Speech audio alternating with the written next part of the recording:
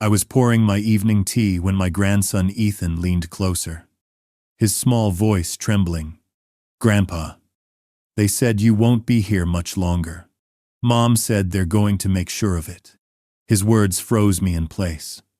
The cup slipped from my hand and shattered against the kitchen floor. Hot tea spreading like blood across the tiles. I stared at him, stunned, praying I had misheard. But his eyes, wide with fear no 8-year-old should ever carry, told me everything. My own daughter, my only child, was planning something unthinkable. "Who told you that?"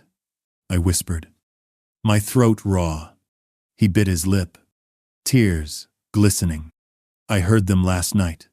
They said they had papers that would put you away. They said your money shouldn't be wasted on an old man." I endo. My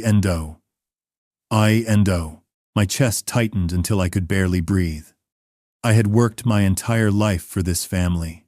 Every brick, every paycheck, every sleepless night had been for them. And now, in the twilight of my years, the people I trusted most were plotting to erase me, to bury me alive in legal ink.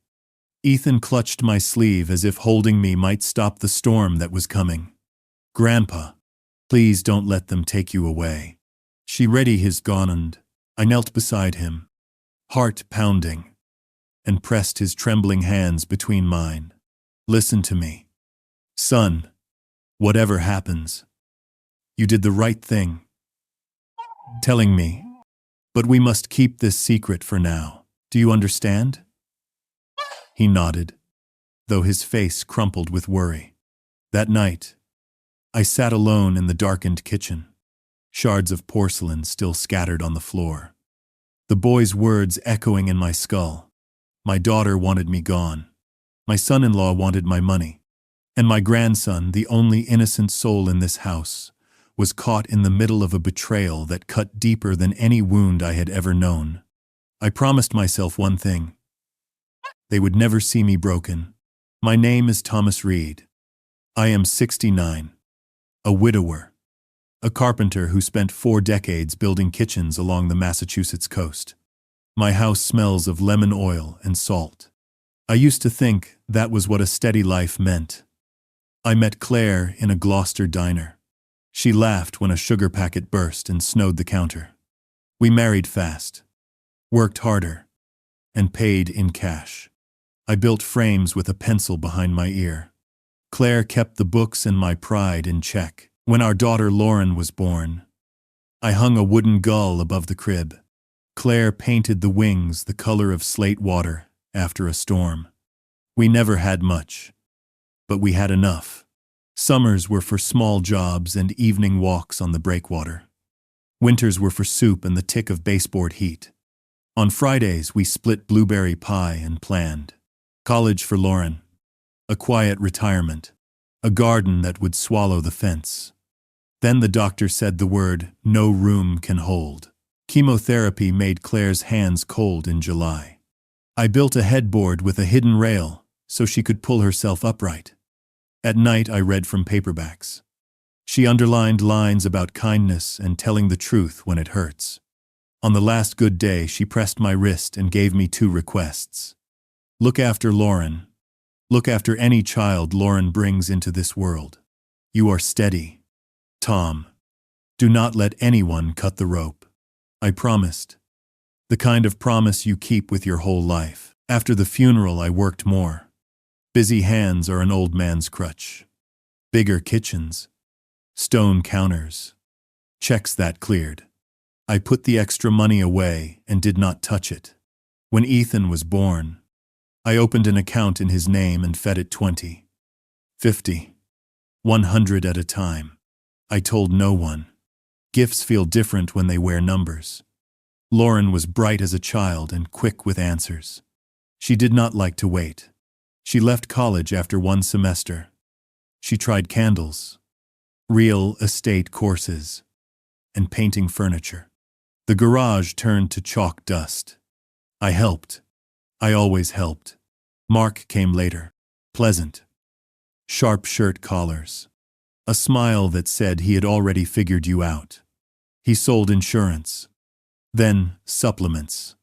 Then ideas. He complimented the joinery on my picnic table and never noticed work again. He loved Lauren fast. And married her faster. Ethan arrived with blue eyes and a crescent birthmark on his shoulder. Ethan made the house bright. He learned the harbor by smell. He sat on my bench while I planed railings and asked steady questions. Why does cedar sing when you cut it? Why do grown men forget to say sorry? I never had clever answers. Only true ones spoken slow. My days narrowed in a good way. Breakfast with Ethan on Saturdays. School drop-off on Tuesdays when Lauren was busy. Repairs around their rental 3 streets over. I brought groceries. I fixed a fence. I paid for a water heater after the old one burst. Each time Lauren hugged me and promised to pay me back when things settled. Things never settled. I saw the strain at her mouth and told myself love is a long road. I missed Claire and tried to be 2 people. Father and mother. Bank and rescue line. I kept quiet about small lies. The business that was almost going to take off. The new opportunity that only needed 1 more bridge loan. The way Mark smiled when I reached for my wallet. People show you who they are when money appears. I learned that late. Still, there were good days. Ethan lost his first tooth on my porch and decided the tooth fairy loved fishermen. We built a toy sailboat out of scrap and named it Pebble. On Christmas, we baked ginger cookies until the whole street smelled like memory. He fell asleep on my couch with flour on his socks and a toy car in his fist. I was not blind. I was hopeful. Some weekends Lauren was warm. Other weekends she was all metal. Her phone pinged and her eyes went distant. Mark pitched schemes and called them visions. I listened. I paid the property tax the year they forgot. I replaced tires when they were bald. Hope is heavy. But I carried it because Claire had called me steady. Now steady feels like a word someone else owns. Now I hear Claire's warning in the kitchen at night. Do not let anyone cut the rope. The first sign was small enough to miss. A voicemail from Lauren that ended before she hung up. In the background, Mark said, "Leave it." He signs faster when he's tired. The message cut off. I replayed it until the kettle hissed. Mail began arriving in loose stacks. 2 bank envelopes were slid open when I got home from the hardware store. Lauren shrugged. "You always forget to open your mail." "Dad, I never had. I kept a ledger. Numbers don't lie. People do." On Tuesday, I found a brochure in the trash under the coffee filter. Memory clinic. Free screening. No referral needed. I held the paper and waited for the floor to steady. Ethan came in with a drawing of a lighthouse and I slid the brochure into a drawer he cannot reach. Thursday night, Lauren called and asked me to come by Saturday at noon. "Brunch," she said.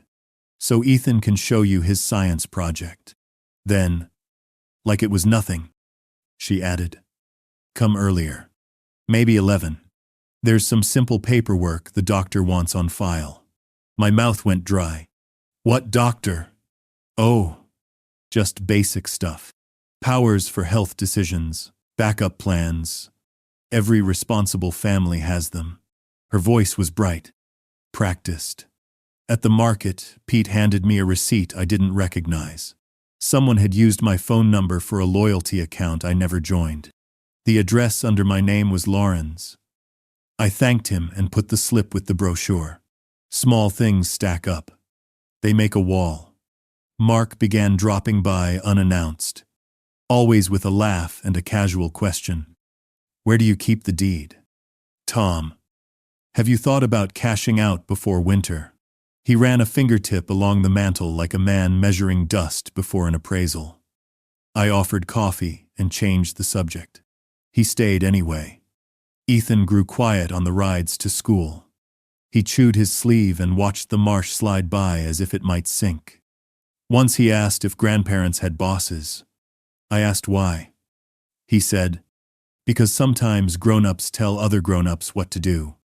even when it hurts. Friday. The garage door remote vanished from my truck visor. I found it later in Lauren's purse when she asked me to fetch a tissue. She blushed, then laughed. Oh, Dad. I must have grabbed the wrong one when I borrowed the car. I put the remote back and let the silence answer for me. I started marking dates on a yellow pad. Whisper in voicemail. Opened mail. New address on a receipt. Clinic flyer. Remote missing. It looked like a to-do list for theft. At night, I stood in the doorway of my workshop and breathed cedar dust. The planes and chisels waited where I left them. Honest and patient. I am listening now. I told Claire's photograph. When I arrived early for brunch, Lauren greeted me with the kind of smile you wear at a showing. The table was set too nicely. New napkins. Slices of melon arranged like clockwork. Mark's laptop sat open on the counter with a folder named Family Planning. He pivoted the screen away when I stepped closer. Let's get the boring stuff done first, he said. Simple signatures. Backup measures. Housekeeping. Lauren slid a stack of forms onto a placemat. A yellow tab marked every page. Beside the stack sat a pen heavy enough to be a tool. What are these exactly? Lauren touched my arm. Don't think of them as legal forms. Think of them as love. If anything happens, we can act fast without red tape, Mark added. Banks love this readiness. Makes transactions smooth. He lifted a page that read, Durable power of attorney. The words pulsed. Durable. Power. Not mine. Ethan hovered in the doorway with his science board. He stared at the pen as if it might bite. Mark told him to show Grandpa the volcano later. The boy nodded and slid back into the hall. I sat. I read slowly. Lauren kept a cheerful patter about busy schools and how complicated the world had become. Mark joked about old filing cabinets. I turned a page and saw my checking account number typed in boxes I had not filled. My mouth went cold. Who prepared these? Mark named a firm in Boston I had never hired. We paid for a package.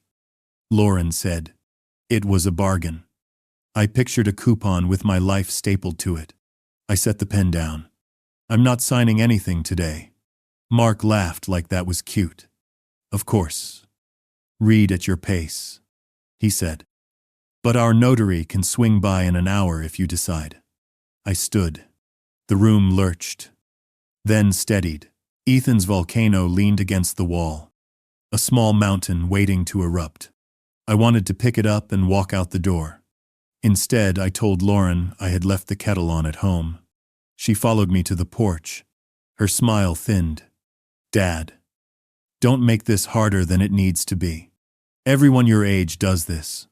In the quiet of my truck, I wrote another line on the pad. Today they tried to move the rope. The invitations began to arrive, wrapped in cheer. Lauren called at breakfast with a voice that sounded like a radio host. She said Sunday dinner would be simple and sweet, so we could talk about plans. She said Ethan would make dessert. She said a friend had recommended a lovely residence with a view of the harbor where older folks could live without worry. She said it like weather, calm and sure. I asked for the name. Harborview Residence. She let the words hang in the air. Mark added from the background that a wait list moves fast for people who prepare. I thanked them and looked at the nail half-seated in the rail I was fixing. A nail does not mind pressure. Wood does. At dinner, the house smelled of cinnamon and lemon wipes. The table shone. Plates matched. Candles waited even though the sun was still up. Mark greeted me like a man closing a sale. He took my coat and placed it on a chair I never use. Lauren poured water and said she was proud of me for coming with an open mind. We ate roast chicken and talked about school and the price of eggs. Each time I asked about the forms from Saturday. Their eyes met for a blink in the air above my plate. Mark told a story about a banker who loved families that planned ahead. Lauren asked me if climbing the stairs at my house felt harder than last winter. I said my legs still knew the steps better than my head did. She laughed and reached for my hand as if we were in a play. After dessert, Mark asked to see the garage keys. He wanted to make a copy so he could fix the snowblower before the first storm. It was October. Lauren walked to the bathroom and returned with a list of my prescriptions. She said she was organizing my refills to save me the trouble. I have always kept a list. It lives in my wallet. I touched the leather and kept quiet. They showed me a brochure from Harborview. The paper was glossy. There was a picture of a man my age smiling at a chessboard no one was playing. A line on the back spoke about gentle transitions and peace for families. I put the brochure beside my plate and folded my napkin. 2 days later, I heard Lauren speaking to someone in the school gym, while parents pinned posters on boards. She said a doctor could write a letter if needed. She said decisions sometimes require a little proof when people are stubborn. She used the word emergency. I was 10 feet away holding Ethan's volcano while he taped down the blue river of painted glue. A man from her yoga class nodded and said paperwork is simpler if the bank manager knows ahead of time. I thanked him for passing me the tape and said nothing. In the pharmacy, Martha rang up my heart pills and leaned closer, like a friend who wanted to warn without taking sides. She said she saw Lauren and Mark at the county office on Monday. She said they left with a folder and looked very official.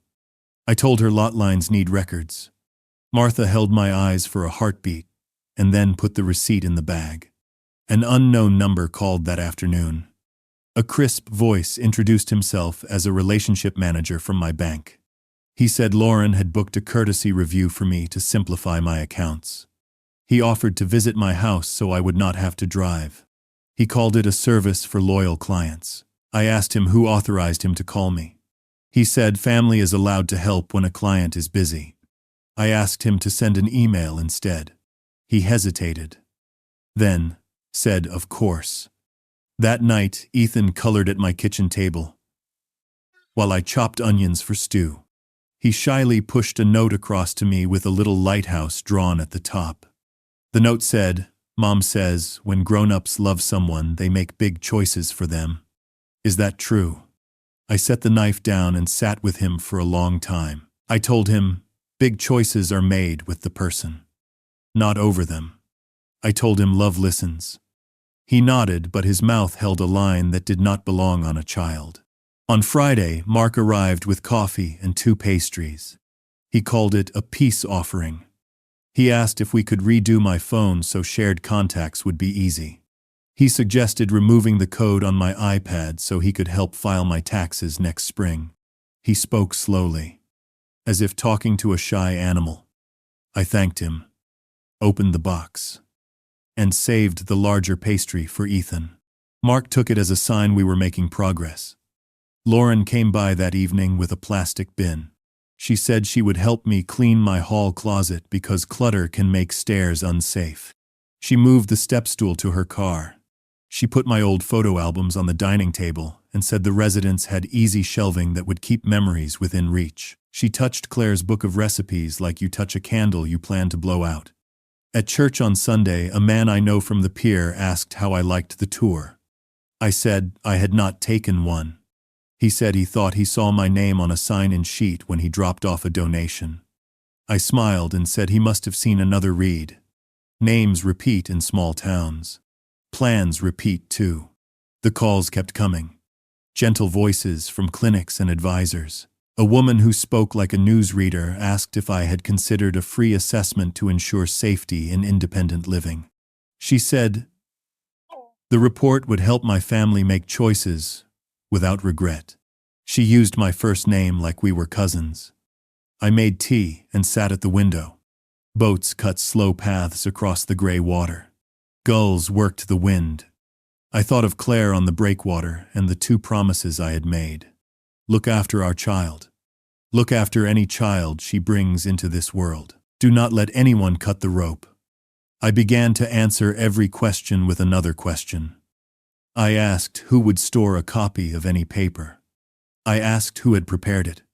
I asked who would have the right to move money. Mark started to fidget when I did that. Lauren smiled without showing teeth. We agreed to meet on Thursday to finish what they now called the practicalities. I told them I needed 3 days to rest and think. I put the yellow pad on the kitchen table. I wrote in block letters so I would not forget.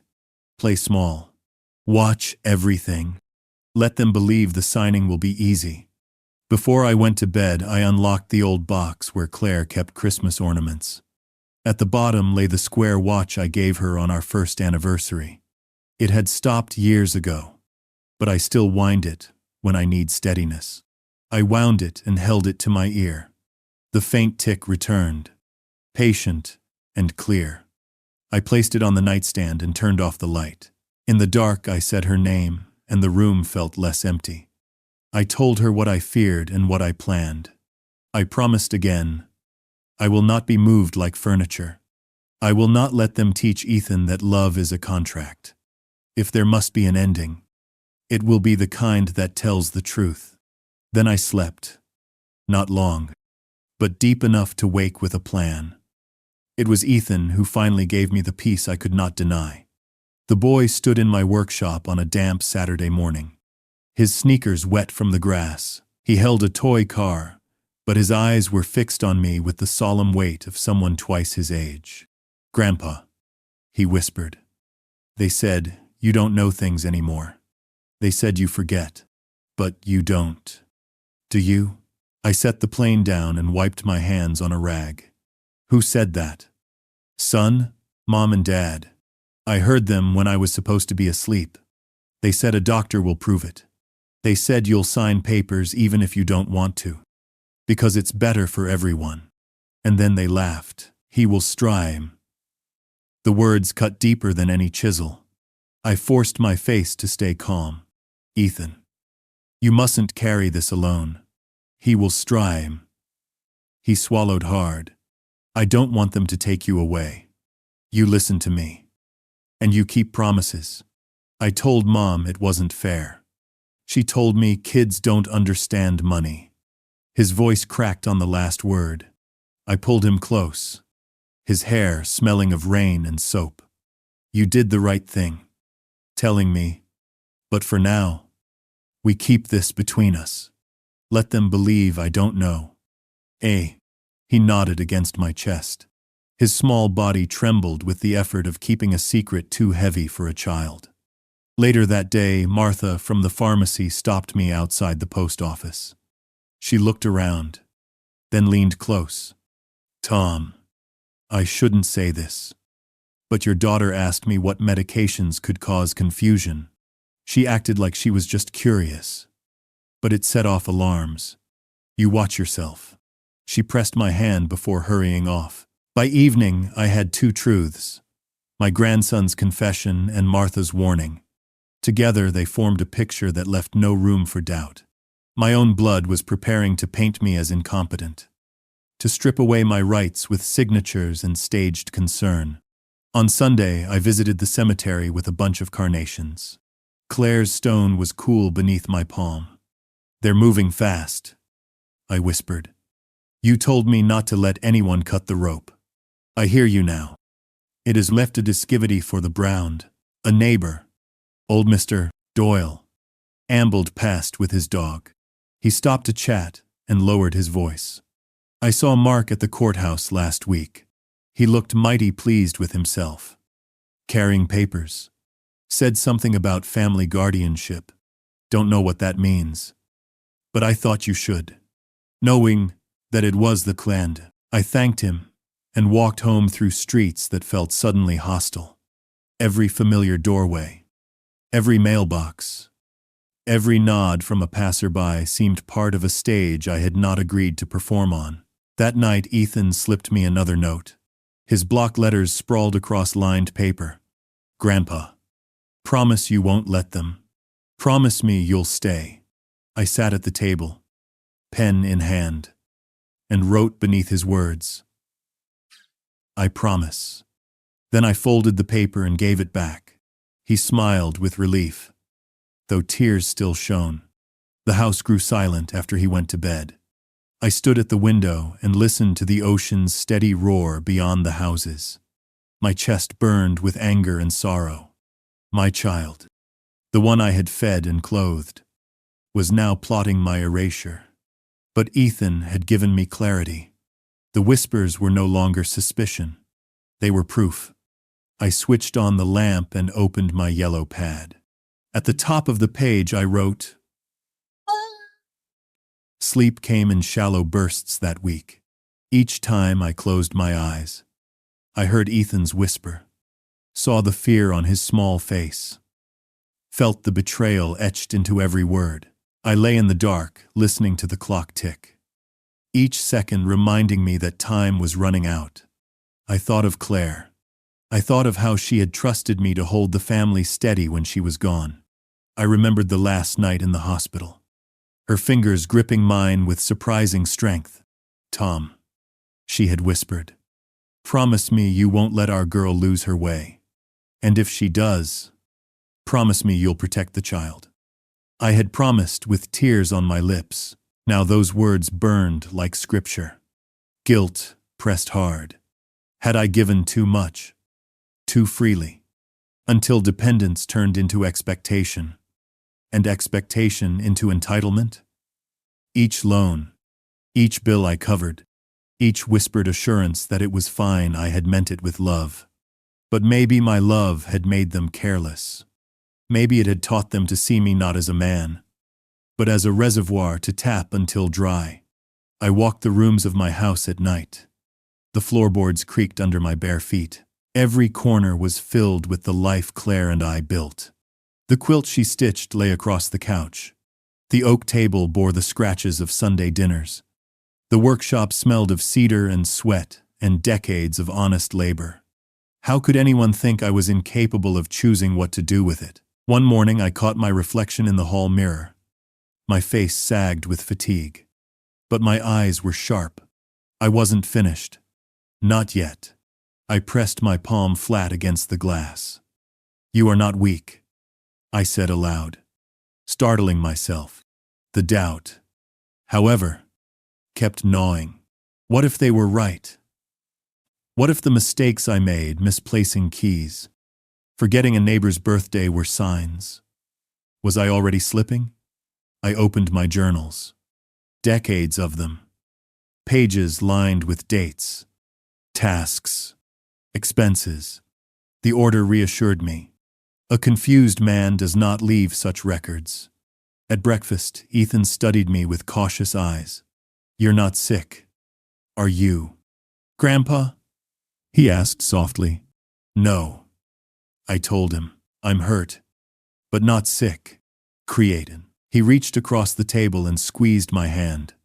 In his grip, I felt a strength greater than mine. He needed me to stay whole. That truth anchored me. I replayed every moment with Lauren, searching for signs I had missed. The way she changed subjects when bills came up. The rehearsed tone when she spoke about safety. Mark's constant probing about deeds and accounts. I saw now what Claire had warned me. Of danger does not always arrive with fists. Sometimes it comes dressed as family, carrying forms instead of weapons. The anger grew heavy. Yet beneath it lived sorrow, thick and choking. My daughter, the baby I once rocked through storms, was now plotting to declare me unfit. The grief of that betrayal nearly broke me. But grief is not the same as surrender. That night, in the quiet, I opened the small cedar box where Claire kept mementos. Inside lay the letter she wrote to Ethan when he was born, sealed in an envelope. The words were meant for him someday. But I read them again to steady myself. Dear Ethan, it said, you come from a line of stubborn hearts. We fight for those we love. Never forget that. The matter, I closed the box with trembling hands. The fight was now mine. Not only for myself, but for Ethan, for Claire's memory. For every hour I had bent my back to build something worth keeping. I sat at the table, yellow pad before me, pen ready. At the top I wrote, protect the rope. Then beneath it, Eins. Find witnesses. R. Gather records. San. Keep playing frail. S. Strike when truth is undeniable. The tears came as I set down the pen. They ran hot down my cheeks, dripping onto the page. Pain, guilt, love, fury, everything tangled together. But when the storm passed, what remained was resolve. I whispered into the dark, "Claire, I will not fail you." In those Monday morning, I put on my work shirt and laced my boots. I wanted to feel like a man who had built things. I walked to the bank when it opened and asked to speak with the branch manager. Her name was Sheila Park. She knew me from years of deposits that smelled faintly of sawdust. I told her I needed to add protections to my accounts. She listened without interrupting, then folded her hands and asked for a passphrase. Only I would know.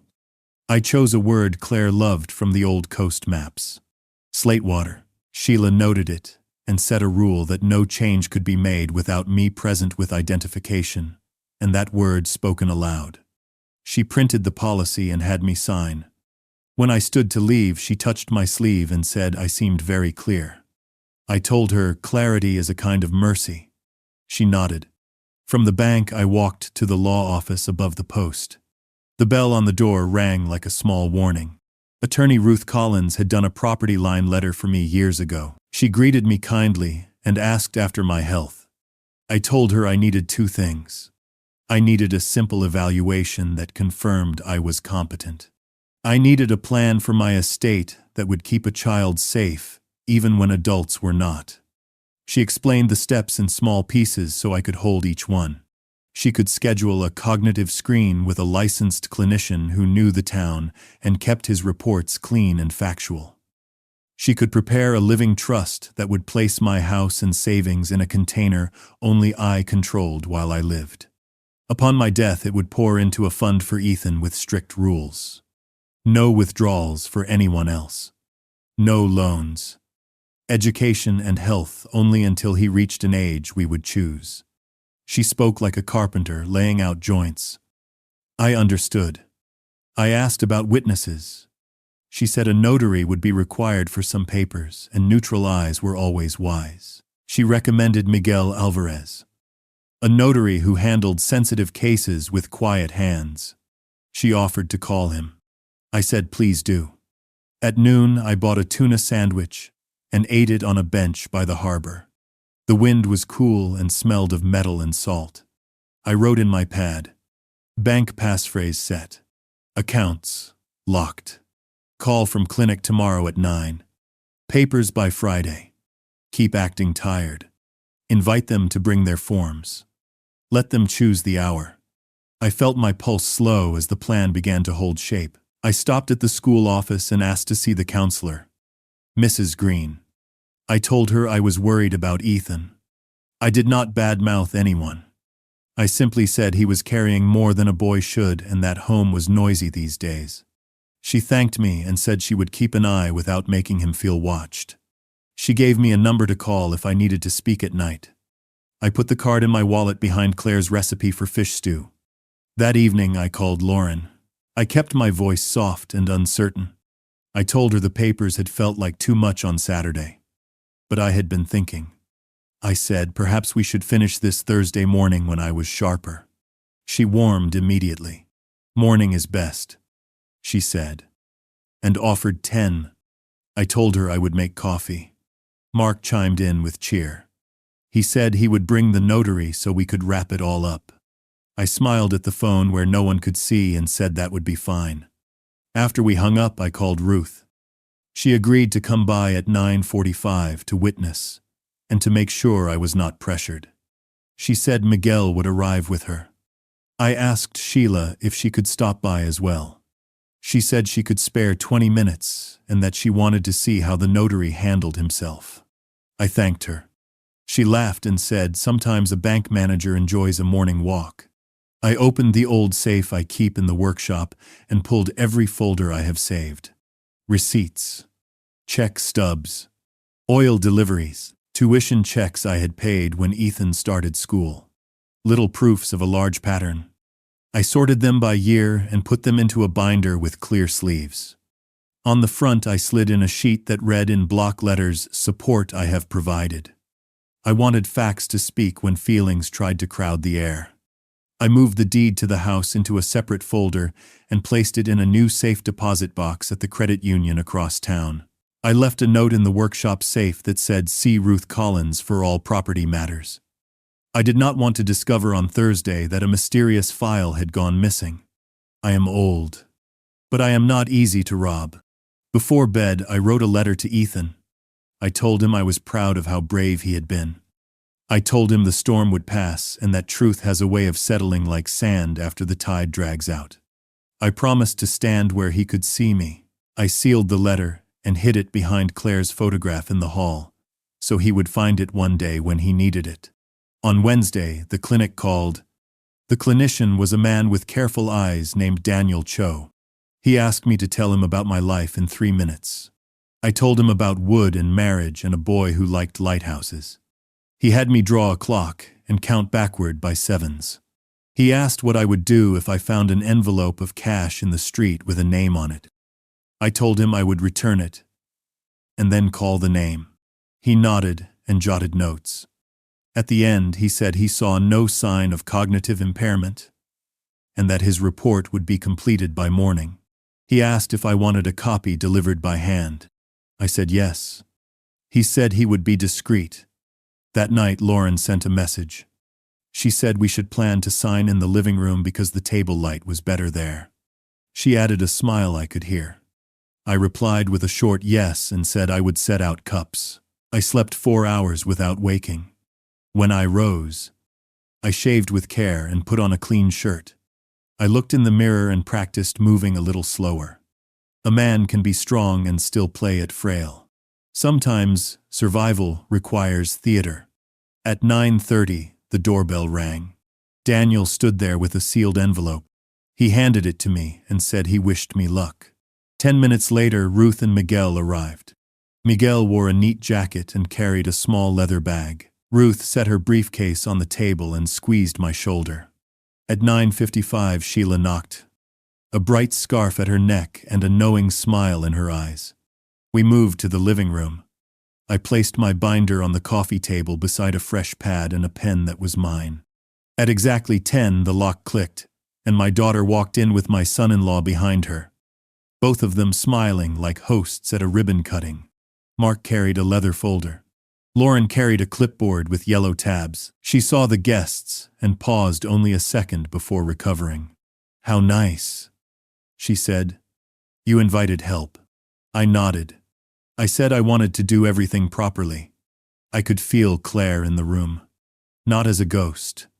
As a memory that stiffened the spine. I took my seat. I folded my hands and let the trap become a table, where truth would sit down between us. The morning light slanted through the blinds, cutting the living room into bars of gold and shadow. My heart drummed steady, not from fear, but from resolve. Lauren and Mark stepped inside with rehearsed smiles, their folder thick with papers that could change my life if I let them. "Dad, you look good today," Lauren said brightly, her voice just a touch too high. She kissed my cheek and scanned the room. Her eyes flicked over Ruth, Miguel, and Sheila, then back to me. "You didn't tell us we'd have company." "Not her. I thought it best," I murmured, letting my tone sound weary. "Important papers deserve careful witnesses." And centered within worker in Mother Grace. Mark's grin faltered, but he recovered. "Of course. Transparency is key. We just want what's best." He set the leather folder on the coffee table like a dealer laying down his hand. Miguel opened his notary book without a word. Ruth adjusted her glasses and uncapped a pen. Sheila folded her arms and leaned against the mantel, watching like a hawk. The stage was set. Lauren pulled out the first form. "Dad, this is the durable power of attorney. It means we can help with your finances and health if you're too tired or confused. Nothing scary. Just protection. See that, the Heimdard." I let my hand tremble as I reached for the page. "Confused," I repeated. my voice thin. Do I seem so confused to you? Sometimes, Lauren said softly, the rehearsed sympathy coating her words. You've been forgetting little things. We just want to keep you safe. See that the Heimdard. Ruth leaned forward. May I? She scanned the document, lips tightening. Prepared by Boston Family Services. Interesting. Mr. Reed. Did you hire them? No. I said, shaking my head. I've never spoken to them. Appen. Sheila's brow arched. Then why are they listed as legal counsel? Mark's ears flushed red. They offered a package deal. We wanted to save Dad the hassle. Appen. Miguel cleared his throat. Mr. Reed. Do you understand what this document would do? I let silence stretch, the weight of the room pressing. Then I straightened slowly, dropping the frail act like a cloak. Yes, I understand perfectly. It would strip me of every decision I still own. It would hand my life to them. And meeting into the place, Lauren's smile cracked. Dad. I held up a hand. Enough. My voice filled the room, sharper than it had in years. I've listened. I've played along. But now, we speak plainly. And meeting into the place, I reached beneath the coffee table and pulled out Daniel Cho's envelope. The seal cracked as I opened it and laid the report flat on the table. 2 days ago, I sat with a clinician. He tested my memory, my judgment, my competence. This is his evaluation. I am sound of mind. No confusion. No incompetence. Signed and sealed. Is that? Mark's jaw clenched. You went behind our backs? I protected myself, I said. From my own blood. Is that? Ruth slid the report across to Miguel, who nodded gravely. This is clear evidence. There is no justification for guardianship. Is that? Lauren's face drained of color. Dad. We just wanted. You wanted control. I cut in. Control of the house. The accounts. The years your mother and I worked for. And you would have taken it while smiling at me like a child coaxing candy. Two there. Sheila spoke then. Her voice iron. I received a call last week from your number. Mr. Reed. Scheduling a review of your father's accounts. Without his permission. That is a breach. Consider this notice. Any further attempt will be reported. Two there. The silence was heavy, broken only by Ethan's footsteps in the hall. He peeked in, eyes wide. Sensing the storm, I beckoned him forward. Come sit. Son, it's time truth had an audience. We will to a class the round. Lauren reached for him, but he slipped past and pressed against my side. I put an arm around his shoulders and faced them all. This boy deserves parents who love him more than money. Today you've shown him the opposite. We want again. Mark slammed his palm on the table. You're twisting everything. No. Ruth said calmly, holding up the forms. These documents are manipulation. And now they're witnessed, legally and beyond dispute. Any will. The room seemed to tilt. Years of betrayal condensed into one sharp moment. I looked at my daughter, my only child, and felt the ache of love clashing with the sting of betrayal. I gave you everything I could, and still, it wasn't enough. Any will. Tears filled her eyes. She opened her mouth, but no words came. Miguel's pen scratched across his ledger, noting the attempt. Sheila shook her head with quiet disgust. Ruth began to gather the forms. I drew a deep breath and looked at Ethan. You see, son, even when those you love try to take everything, you can stand. You can fight with truth. This thing's the clay, outside. The church bells struck 10:30. Each toll like a verdict. This was only the first round, but the tide had turned. The air in the room thickened after the bells faded. Mark's hand hovered near the folder, as if he could snatch the forms back and erase what had happened.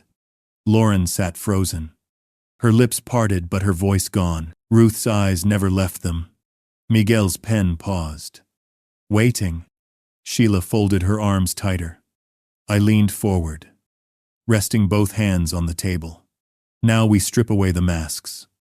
I said, tell me the truth. Lauren, did you plan this alone? Or did Mark lead you? Her eyes darted toward her husband. It was both of us, she whispered. Mark snapped, his temper breaking through the polished act. Don't you dare put this all on me. You were the one who said your father wouldn't last much longer. That we needed to secure things before it was too late. Have you nether diff? The words dropped like stones. Lauren's face went white. Ruth's brows shot up. Ethan stiffened against my side. His small fists clenched. I swallowed the lump in my throat, hearing my own daughter speak of me as a burden. A countdown to wealth it tore deeper than any blade. Still, I pressed on. So you plotted to have me declared incompetent, to lock me away, while you drained everything your mother and I built. And Willkommen, Lauren's tears spilled. Dad, I was scared. Mark said we'd drown in bills. He said if we didn't act now. Ethan, I thought, don't you dare use Ethan as your shield. I thundered. My hand slammed the table, rattling the glasses. The boy flinched, but I softened my tone and squeezed his shoulder. He deserves honesty, not excuses. And Willkommen, Sheila stepped forward. For the record, I can testify that both of you attempted unauthorized access to Mr. Reed's accounts. I documented every call. It's going down, Ruth added, her voice sharp. And I can testify that these documents were prepared under false pretenses, intended to exploit a man who is fully competent. It's going down. Miguel looked up from his book. My notary record will show an attempt at coercion. It is legally binding evidence. It's going down. Mark's face reddened with fury. This is ridiculous. We're family. You can't parade outsiders into our private matters. Family doesn't steal, I said flatly. Family doesn't whisper about clinics and papers in the dark. My mind had wetha. Lauren broke then, sobbing into her hands. Mark stared at her with disgust. Pathetic, he muttered. Something inside me snapped. Pathetic? I rose to my feet, every year of strength flowing back into my bones. You tried to rob me of my dignity, my freedom, my promise to Claire, and you dare call anyone pathetic? Mark, a man willing to poison a child's trust for the sake of $1. And we're Clane. Ethan's small voice rose, trembling but fierce. I told you it wasn't right. I told you Grandpa listens. And you didn't care. His cheeks burned red, his eyes bright with tears. The room fell silent. The truth from an 8-year-old struck harder than all the rest. Mark's jaw tightened, but he had no answer. I reached for my binder and spread the pages wide. Receipts, checks, tuition payments, all the evidence of years of sacrifice. This is what I've already given. Tens of thousands. Roofs fixed. Bills paid. Schooling covered. And still, you wanted more. You wanted everything. End quote. Lauren lifted her wet face, her voice broken. I was wrong. Dad, I see it now. Please. I held up a hand. Not now. Words are easy. You'll prove change through action. If you can. End quote. Ruth gathered the fraudulent papers and slid them into her case. These will never see a courtroom in your favor, she told Mark. Sheila added. And if you attempt another stunt, the bank will report you for fraud. 9. Miguel signed his ledger with finality. This attempt is recorded. You cannot erase it. Nam saves Suver. Mark sagged back into his chair. Cornered. For the first time his bravado cracked, revealing a man hollowed by greed. I turned to Ethan, holding him close. Remember this moment. Boy. Lies unravel. Truth stands. 9. Outside. A gull screamed over the harbor. Inside, the fortress of deceit crumbled. The battle had shifted. They had tried to chain me with ink, but now their scheme lay bare in the light. Every witness holding the proof. For the first time in weeks, I felt the rope in my hands tighten, not slipping, not frayed, secure. After the room emptied, I stood by the window and watched a gull ride the wind over the harbor. My hands were steady. The shaking that had lived inside me for weeks was gone. I told Ruth we would not waste the morning. If the truth had chosen to stand with me, I would answer by choosing. We moved to the table. Ruth opened her case and laid out clean papers. Miguel set his notary book beside them. Sheila stayed, though she did not need to, and sat with her chin lifted like a guard at the gate. Ethan busied himself with crayons on the floor, drawing a lighthouse with a taller beam than before. I took that as a sign. Ruth explained each document in words I could lift. The first was a revocable living trust. The trust would hold my house, my savings, the tools I have kept in perfect order, and the small brokerage account I built one quiet winter after Claire died. While I live, I am the trustee and the decisions are mine. If I am gone, the trust follows rules written today in ink that cannot be bent by pleas. We chose a successor trustee who is not family. Ruth offered to serve, and I accepted. She is calm. She is precise. And she is not afraid of raised voices. We named a local accountant who has filed returns for half the town as backup. We listed the parcels of my life one by one. The house on Bay Street. The boat with no motor that still knows the tide. The framed savings bonds Claire once called rainy day promises. I initialed each line. Miguel watched and recorded. Sheila nodded whenever the language matched what a bank will respect.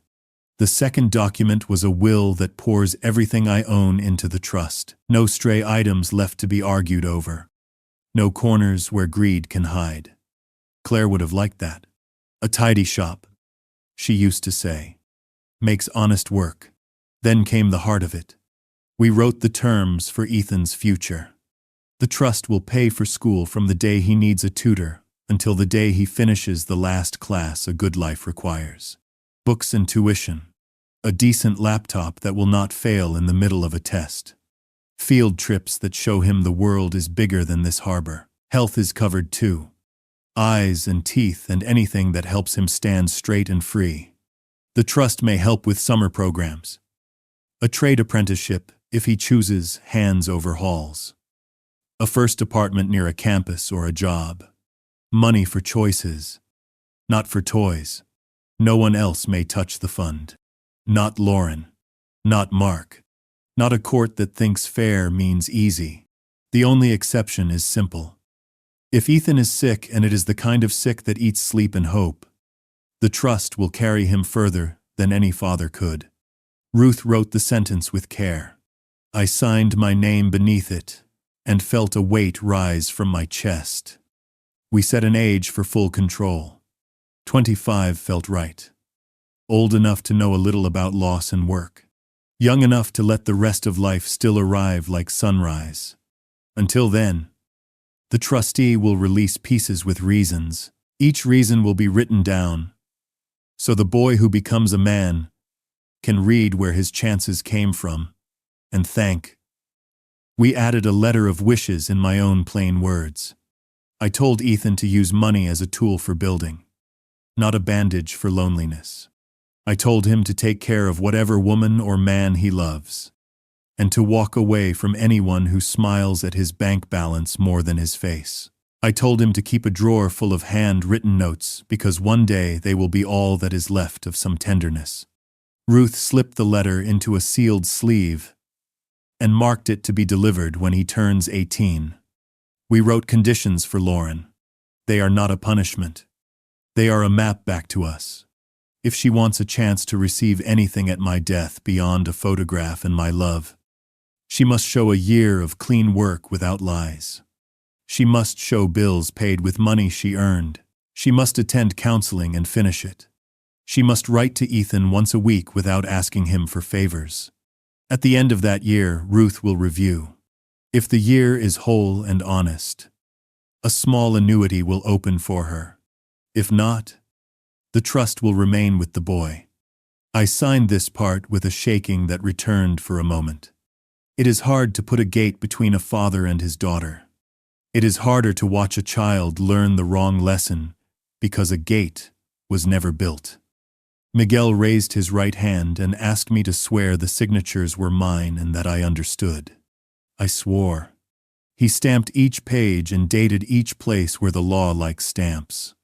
The soft thud of his seal felt like a heartbeat under my palm. Sheila slid a small envelope across the table. Inside was a card with a red stripe and an account number that only Ruth and I know. It is a new account at the bank that will serve as the trust's pocket for daily use. The larger funds will sit safe, where interest trickles and tempers cannot reach. I thanked her. She lifted her scarf and smiled. I am only doing my job, she said. I told her she did it with honor. When the last paper lay signed and sealed, I closed my eyes for a long breath. The house was quiet. Even the harbor seemed to draw closer to listen. I placed my hand on the oak table. Claire and I finished together one spring. The same table where Ethan eats pancakes. The same table where I once measured boards for cabinets in houses I can no longer name. I whispered her name. I told her the rope is tied to bedrock now. Ethan climbed into the chair beside me and leaned his head on my arm. He did not understand every word, but he felt the change. The air was lighter. The threat that had been stalking our rooms had nowhere left to stand. I kissed the top of his head and let my eyes fill. Not with fear, with relief. Ruth gathered the originals and handed me a folder with copies. Miguel packed his book. Sheila walked to the window and looked out over the water as if keeping watch. It was done. Not the pain. Not the work of mending. But the choice. I had chosen to protect what matters. Even if it hurts. I had chosen the child who had the courage to tell the truth. I had chosen the promise I made at a bedside in July when the gulls were loud and the wind carried salt through a hospital screen. When everyone left, I placed the folder in the safe and turned the dial. The sound of tumblers falling into place was the cleanest music I have heard all year. By the next morning, the house felt different. The papers were signed, the trust sealed. Yet the air was heavy with the weight of what followed. I knew there would be fallout. No storm ends without broken branches. It came sooner than I expected. Lauren arrived alone in the afternoon. Her hair uncombed, her face pale. She stood at the door, clutching nothing. No purse, no folder, just empty hands. For a moment she looked like the child who used to run barefoot on the pier, calling for me to lift her up. But then she spoke, and the memory cracked. Dad, I'm sorry. Her voice was hoarse. I don't know what I was thinking. Mark pushed, and I followed. I was weak. I thought we needed the money. I don't know what I thought. Tears spilled down her cheeks. She pressed her palms to her eyes. Please, don't hate me. In Mr. Hate. The word hurt worse than her betrayal. I could never hate you. Lauren, I said quietly. But love doesn't mean I'll excuse what you tried to do. In Mr. She staggered into the kitchen, sat at the table, and gripped the edge like it might steady her. I ruined everything. I made my own son lie awake at night. I broke the promise Mom asked me to keep. Her shoulders shook. I poured her water, set it before her, and waited. Years of carpentry taught me the strength of silence. Sometimes wood splits cleaner when you stop forcing the blade. I just wanted to breathe, she whispered. Bills piled up. Mark said you had more than enough. He said you wouldn't even notice if some of it shifted. And I listened, because I didn't want to face how bad we'd been with money. And many. I clenched my jaw, pain and anger fighting inside me. You listened because it was easier than standing up. But easier roads rarely lead anywhere worth going. And many. She wept openly then, tears running down onto her hands. Tell me what to do. Tell me how to make it right. And many. I leaned forward. You start by being Ethan's mother again. You stop letting greed speak louder than love. You go to work, any honest work, and you show him what responsibility looks like. Not speeches. Not excuses. Action. Ndiate nodded in grusses. She nodded, sobbing harder. I will. I swear I will. Just don't take him from me. Ndiate nodded in grusses. I won't, I said. But if you choose the same road again, you'll lose him without me lifting a hand. He will see the truth on his own. Children know. They always know. Ndiate nodded in grusses. The door slammed then, and Mark stormed in. His eyes were wild, his shirt rumpled. He looked at Ruth's stamped copies still lying on the counter, and his face twisted. So you went through with it, he spat. You locked us out. And 7 Dawn, I stood slowly. I protected what wasn't yours to steal. And 7 Dawn, he sneered at Lauren. Then at me. Do you really think a pile of papers will stop me? Money is money. It always finds a crack. And 7 Dawn, not this time, I said firmly. The cracks are sealed. And 7 Dawn, Lauren rose, shaking. Stop. Mark. It's over. We lost. And 7 Dawn, his laugh was bitter. You lost. Maybe. I still have options. And 7 Dawn, she turned on him with fury I hadn't seen in years. Options? You mean lies? Schemes? I'm done. Mark, I'm finished destroying my father and scaring my son because of you. It is Synth, his face flushed crimson. For a moment I thought he might strike her. I stepped between them, my voice low and steady. Leave this house. Now, before the last thread of respect is cut. It is Synth, he glared at me. Then at Lauren. Then stormed out, the door shuddering behind him. Silence fell heavy. Lauren collapsed back into her chair, trembling. I don't know if I can fix this. It is Synth, I touched her shoulder. You can tech. But it will take more than apologies. Ethan is watching. Every step from now on matters. To this, her tears slowed. Her breath ragged but calmer. She nodded, as if a weight had shifted from denial to acceptance. That night, when the house was quiet, I sat at the table and wrote in my pad. Consequences have begun. 1 child broken. 1 man furious. But the rope is still mine to hold. I looked across at Ethan, asleep on the couch with his crayons scattered. I whispered a prayer. Let him remember this, not as the day family broke, but as the day truth was stronger. The days after the confrontation moved like slow tides. For the first time in weeks, I woke without dread pressing on my chest. The trust was secure, the house safe, but the damage within our family still smoldered. I saw it in Ethan's eyes. He wanted to believe his mother could change, but he feared the next whisper, the next scheme. On Monday morning, I drove him to school. He stared out the window, clutching the folded note I had written for him the night before. At the gate, he turned and asked, Grandpa, will Mom really be better now? I took his small hand. She has a chance. Son, But only she can decide. What matters is this: you are safe. No one can take that from you. His shoulders eased a little, and he hugged me tight before running inside. Back home, the kitchen felt lighter. Lauren came by that afternoon, not with folders or excuses, but with a mop and bucket. She asked if she could clean, said it was the least she could do. I let her. The silence between us was heavy but not hostile. She scrubbed the floor where Ethan had spilled juice weeks ago, a stain she'd ignored before. Small gestures. But I noticed.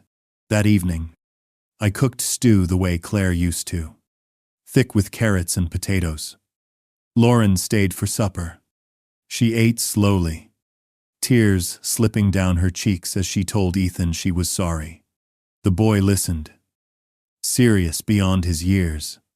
Then he climbed onto her lap and whispered, "I still love you, Mom. Just don't hurt Grandpa again."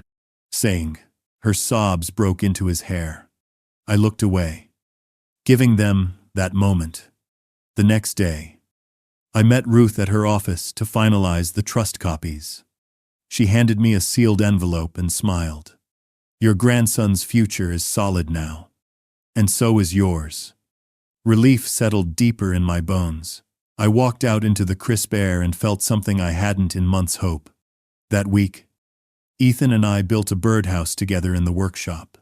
His laughter returned, high and pure as the hammer tapped nails into place. He painted the roof red, leaving streaks on his fingers.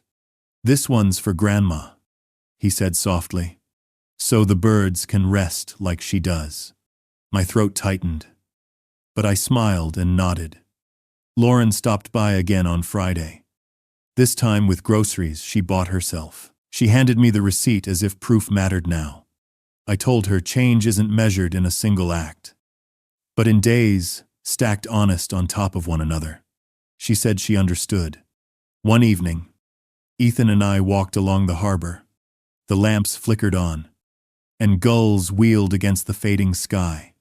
He slipped his hand into mine.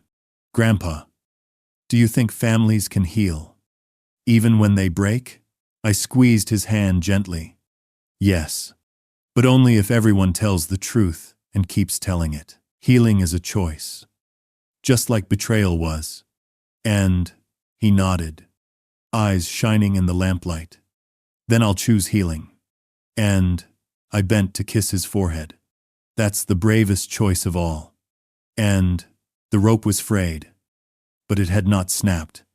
With Ethan beside me, and with Lauren struggling toward redemption, I felt the faint tug of hope pulling us forward. Claire's voice echoed in my memory.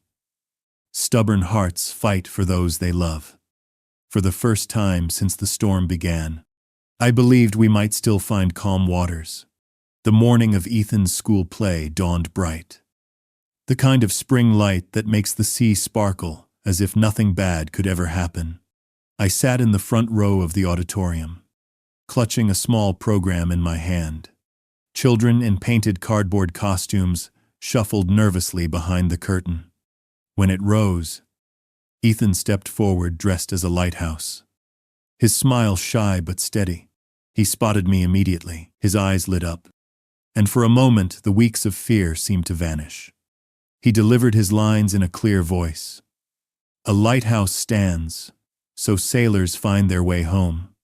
My throat tightened, and tears blurred the stage. I heard Claire in those words. She had always been the one to guide us through storms. Now it was my turn.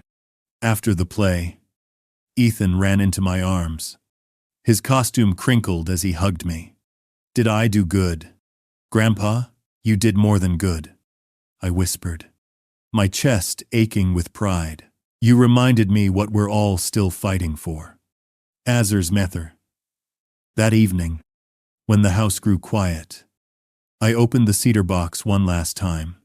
Inside lay Claire's recipe book, her watch, and the sealed letter she had written to Ethan the day he was born. I had kept it hidden, waiting for the right moment. Tonight felt right. I called Ethan to the table. His small fingers traced the envelope. What is it?